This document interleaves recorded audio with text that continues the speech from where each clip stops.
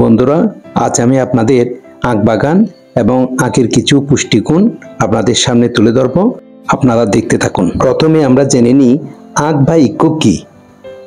আসলে আখ বা ইক্ষু হচ্ছে একটি ঘাস জাতীয় উদ্ভিদ যা মূলত চিনি এবং গুড় তৈরির জন্য পরিচিত। এটি একটি অর্থকারী ফসলও বটে এবং গ্রীষ্মমণ্ডলীয় ও উপগ্রীষ্মমণ্ডলীয় অঞ্চলে এই ফসল বেশি জন্মে। আখ গাছ লম্বা, পুরু এবং পর্বযুক্ত কাণ্ড বিশিষ্ট হয়ে থাকে, যার মধ্যে সুক্রোজ বা চিনি জমা থাকে। আখের বৈজ্ঞানিক নাম সাসারাম অফিসিনারাম। আখের রয়েছে অনেক পুষ্টিগুণ। আখের রস বা সুগারকেন জুস একটি প্রাকৃতিক এবং স্বাস্থ্যকর পানীয়, যা বিভিন্ন উপায়ে শরীরের উপকার করে থাকে।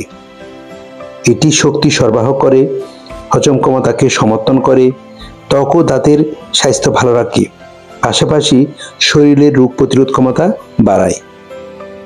আখের রস একটি প্রাকৃতিক শর্করা যা দ্রুত শরীরে শক্তি যোগাতে সাহায্য করে এবং শরীরকে সতেজ রাখে। আখের রস হজম প্রক্রিয়াকে উন্নত করে।